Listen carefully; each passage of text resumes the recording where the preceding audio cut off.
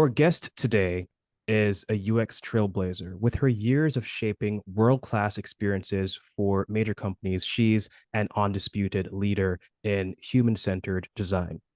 As principal UX designer, she heads up product research and oversees all design implementations for a leading analytics platform. She's also helped transform legacy systems into intuitive, user-friendly designs that drive business results. Her passion is using design thinking to create experiences people love, whether it's hosting cross-functional workshops or mentoring new designers. She lives and breathes UX. She is a creative visionary, a pragmatic problem solver, and above all else, a champion for the people who use the products that we build. And I'm thrilled to welcome to our show today, got 10 minutes, Janisa Simmons, who is the principal UX designer at Seeq Corporation. Janisa, it's a pleasure to have you on today. Thank you so much for that wonderful intro. I Yeah, no am problem. honored. I feel so great. Thank you. Awesome. So let's get right into it. How did you first get into UX design? And is this something you've always like dreamed of doing? No, no, not at all. So I started out in graphic design. So my degree is in graphic design, and I quickly got into web design. But back then, they did not call it UX design. It wasn't Hmm. something that was a common terminology. So it was webmaster or web designer, web developer, things like that. And so I had no idea what this concept of UX design was. But so I started out as a web designer or webmaster at Georgetown University. And as I started to educate myself a little more, I started to learn at the University of Baltimore. I got a graduate certificate there. And then when I went on to my next job after Georgetown, that's when I really started to understand UX concepts and what it was and things like that. And so it's kind of a combination of going to that second job as well as combining what I was learning from the graduate certificate program. And that's when I started to really understand what UX was. But I Mm, will say it is an evolution from where I started out, which was graphic design, but it's just, to a different level, I guess. yeah. And what has your career journey looked like up until now? And like, what were like some of the big surprises along the way? I can't necessarily say that there were big surprises. I can just say that there was progression. So when I started out as a webmaster, I was just, there to, do some HTML, CSS, broadcast emails, things like that. And then it progressed more when I started to learn about user experience design, into task flow diagrams, really thinking about the user, conducting focus group sessions and things like that.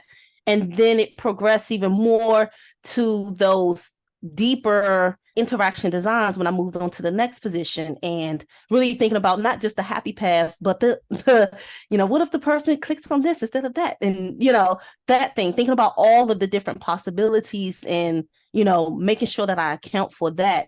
And then starting to get into the leadership and bringing UX practices to organizations. And so honestly, for me, it's been more of a progression rather than a surprise.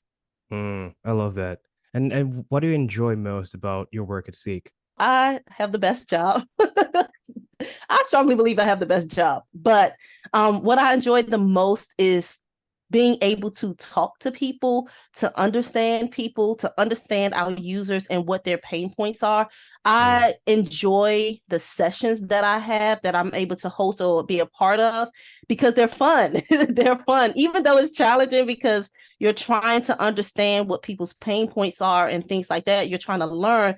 It's fun because it's interactive and you get the chance to put a design in front of a person. They get the chance to click around. It's a difference between sitting in a session and someone is demoing something to you and showing you how the thing is supposed to work, whatever that thing is, then you actually being able to click around and play with it and, really give your candid feedback and your insights. And so, what I like to think about is that, the software and the products that I work on, they're a part of people's lives every single day.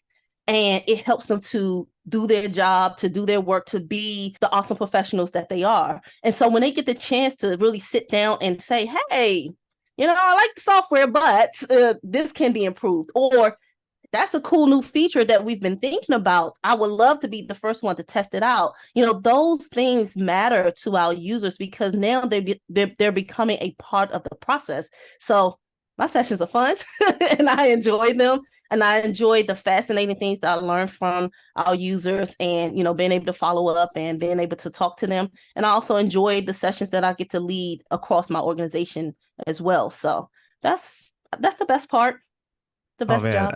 I gotta say, I love your energy. I can just imagine, based on like the energy and feeling, I can just imagine like how like cool one of those sessions are. Yes, absolutely. Thank you. That's one of my superpowers, probably. But yes, I am passionate about everything that I do. So yes, absolutely. Thank you. Awesome. And so what's like a typical day for you in your current role? Let's just walk us through like what your day looks like. Yeah. Okay. So I work from home, which is nice. I get to work from home, and our day generally kind of begins around 11 a.m. Eastern time, which is 8 a.m. Pacific time. And so prior to that 11 a.m., generally that's when our first meetings begin and things like that. So prior to that, I will get up and start, just thinking about what my day is. I'm looking at my calendar. There are some times where I may have sessions or meetings earlier in that day, but a lot of times I'll use that as kind of like my me time to get ready for my day. I may work on a prototype early in the morning, things like that. And then my first meeting, actually, one of the coolest things we do at my company, even though I haven't been able to be a part of it as much as I used to, is that at 11 o'clock a.m., we start our day off with a show and tell. And so basically, it rotates. Different people in the organization get the opportunity to share whatever they want. It could be about anything. And we have some amazing people in my job. So, like one of my favorite coworkers skydives, and then someone showed us about how when they were younger, they used to ride these unicycles, and you have people that are pilots and, people that are great cooks and all types of stuff. So anyway, our day generally starts out with something fun, which is a show and tell. And that's just a 15-minute meeting. And then after that, then it's my stand-up meeting. And so in the stand-up meeting, it's pretty much, what am I working on? If there are any blockers, it's also a good time to collaborate with other folks that's on the team. And, really actually get that day started.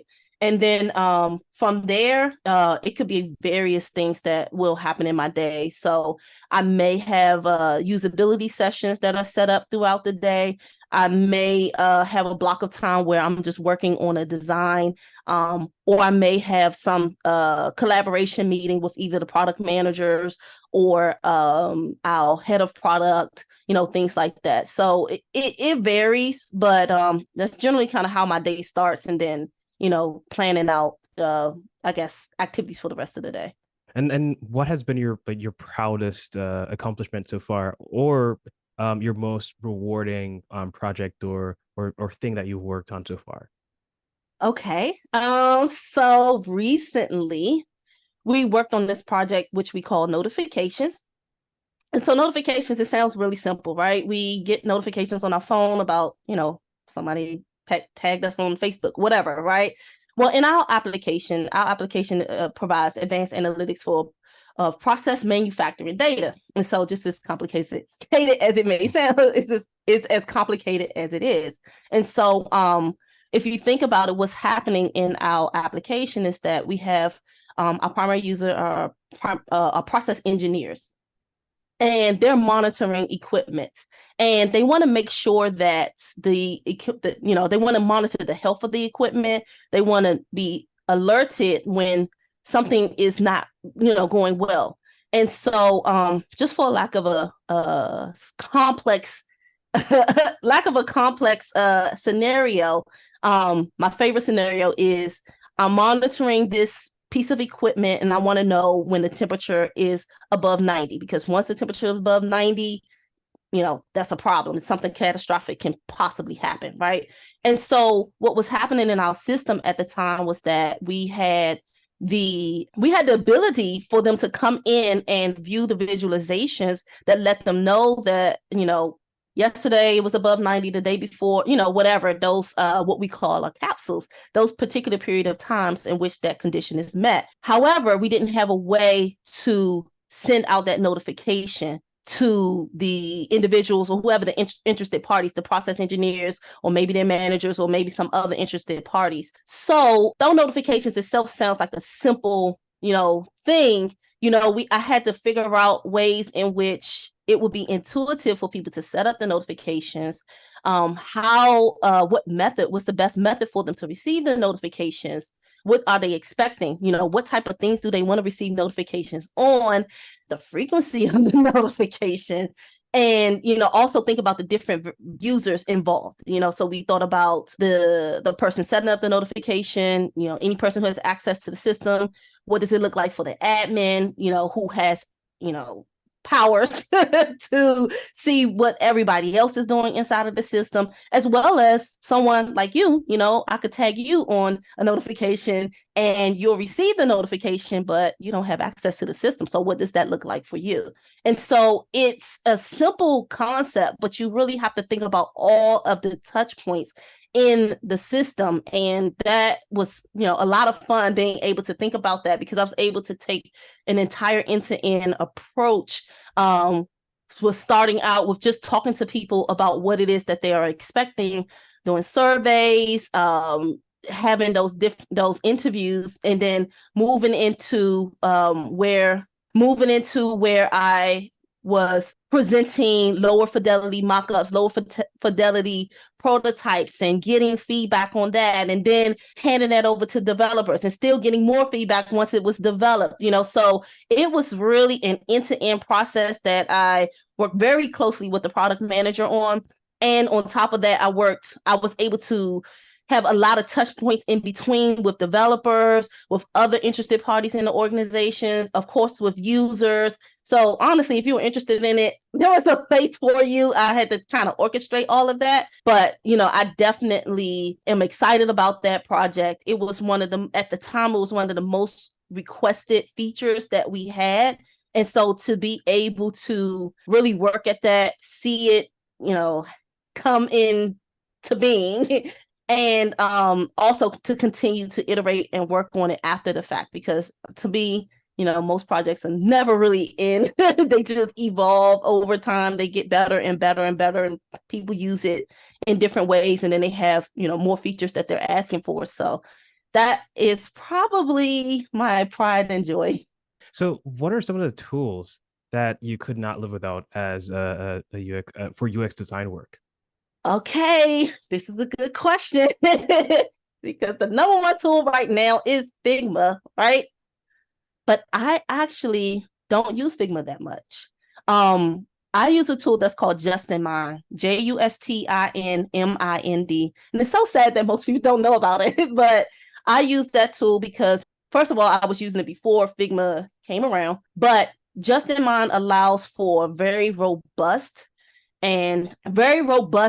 interactions. So to be honest with you, some of the things that you do in Figma, where you have to, have so many different screens and layers and things like that, in Justinmind, you could do it just like that. And so then it allows you to focus on those more advanced interactions. So actually, that's like my favorite design tool. So if I ever have the opportunity to choose which tool I'll use, that will be the tool that I use. I do use Figma a little bit. So they're like, if I'm just trying to have, give a concept really quickly, or just whip up something really fast, or work in a space where multiple people need to collaborate together, I will probably start out with Figma.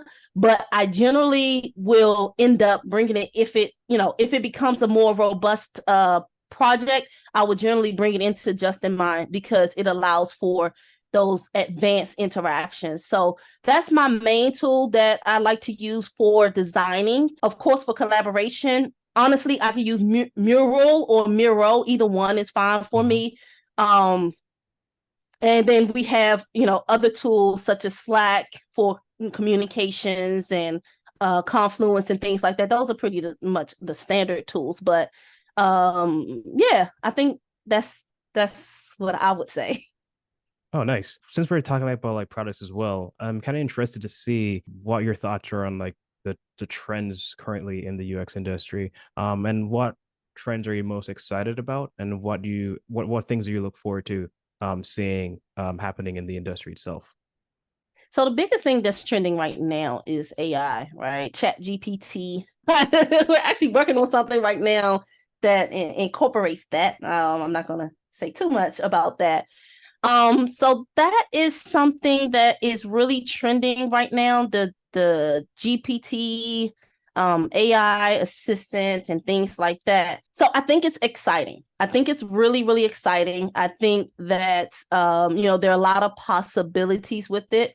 I think you could potentially get into a space where you're trying to use something that is trendy, but you need to make sure that you're solving a problem for a user. The GPT is a solution, but what's the problem? And so Mm, you want to make sure that you're addressing the problem before you just jump into a solution, if that mm-hmm, makes sense. mm-hmm. So yeah, I think that's my thoughts. I think that's my thoughts.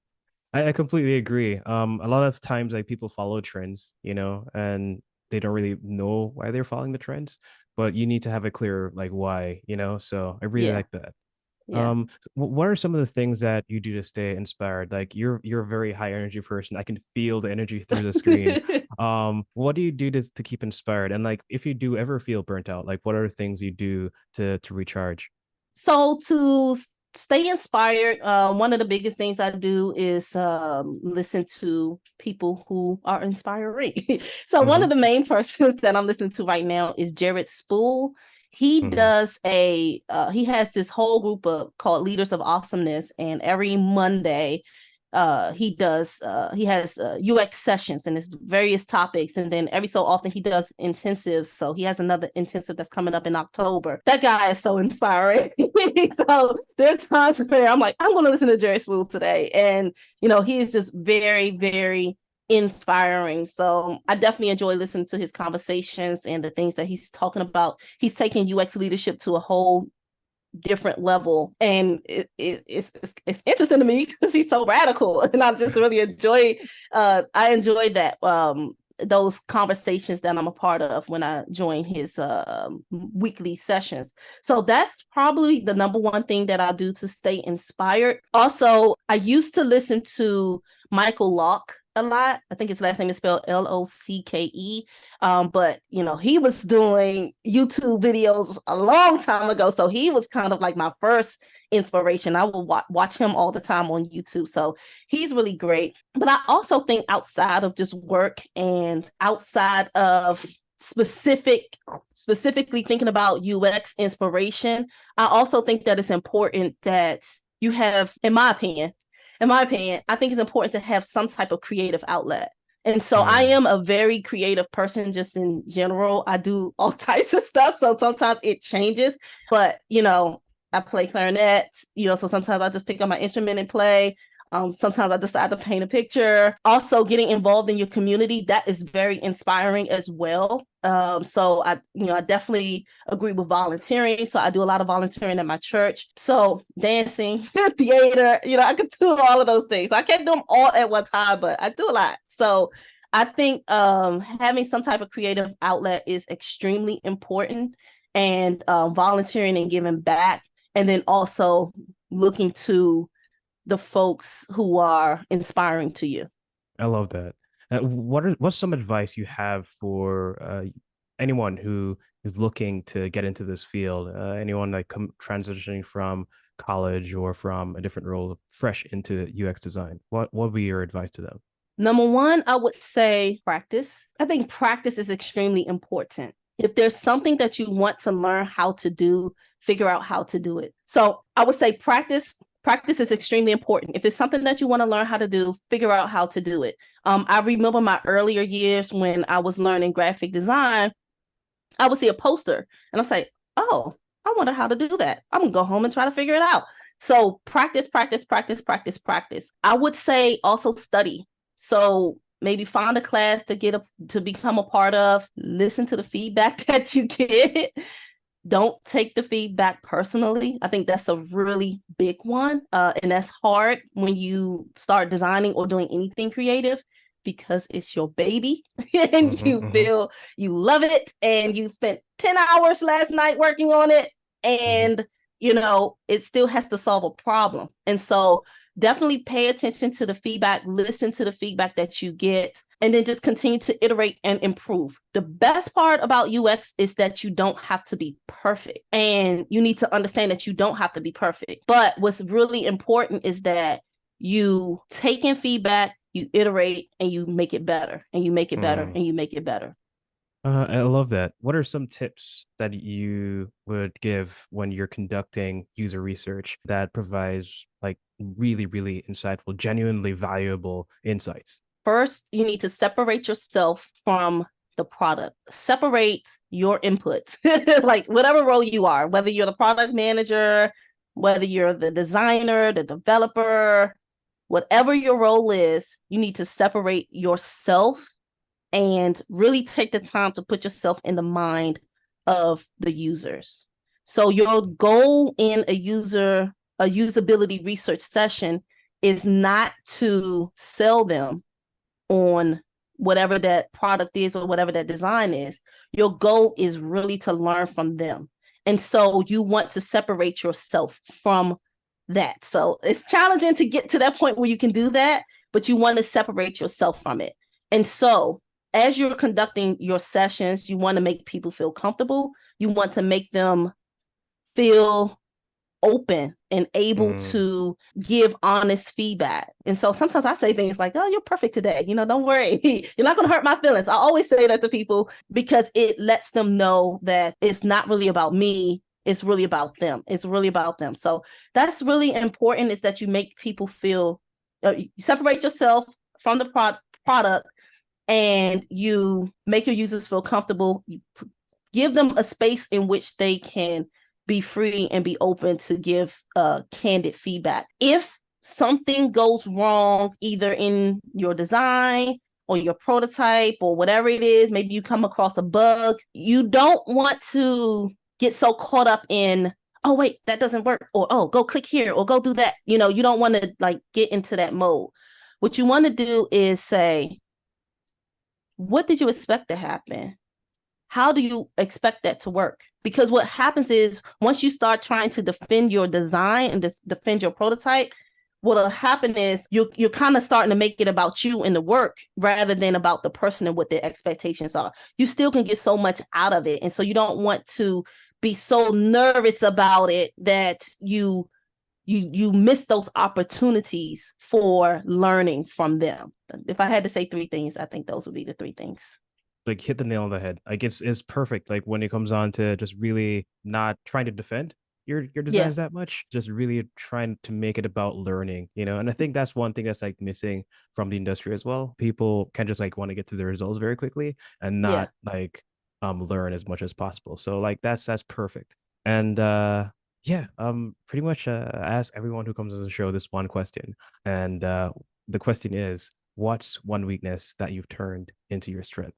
So earlier in my career, so when I worked at Georgetown, when it came to the interface copy, I really didn't have to worry about that much. There Mhm. was a team that was an amazing team. They were like an editorial team. They made sure that all of the language with Georgetown was consistent, and it was consistent throughout the website, throughout the emails and everything. And so I didn't have to worry about that part that much. And then when I moved on to the next job, I remember making a comment to a manager, and maybe I was frustrated about something. I was like, I don't care what this says. Someone needs to just tell me what it says and what it's supposed to say. I'll put it on the page. Like, it doesn't matter. Like, I don't care what it is. And he said, He said, but you should care about it.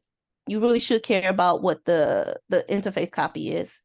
And that challenged me because, at that moment, I was thinking that my job was mainly to just design, make sure it looked good. And I actually had to do HTML and CSS at that job as well. And so, I was just focusing on that part of it, but I wasn't thinking about how important the interface copy mattered, how much it mattered to the users, and that wasn't my job to focus on that. And so now here we are many years later. I I actually care so much about the interface copy. And so it's something that I definitely pay attention to. It's something that I write sometimes, making sure that I pay attention to it even in my prototypes, because sometimes we'll tend to just say, lorem ipsum, blah, blah, blah. But, the copy matters. It matters how a person feels when they're interacting with your web application. It matters if they can understand the instructions. It matters if the button says okay or done. Like, all of those things really matter to the users and their entire experience with interacting with your application. And so now it's something that I really care about and I am really passionate about. I would say that would be something that was a weakness, and now you probably wouldn't even know. Janisa, it was such a pleasure having you on the show today. It was thank you for joining us on Got 10 Minutes. All right, thank you so much for having me, and who knows, maybe I'll be back another day. And where can our listeners find you if they want to engage? So I have a website, janisadesigns.com. I am on LinkedIn. You can say Janisa Designs on there as well. And I just started a little TikTok. This is Janisa Designs. Oh, YouTube. My YouTube page is Janisa Designs. So I try to be consistent. Perfect. So everyone go follow Janisa on all these platforms. And thanks for listening to the Got 10 Minutes podcast. To stay in touch, please follow us on LinkedIn or the podcast app you're listening to this on right now for more episodes. Take care.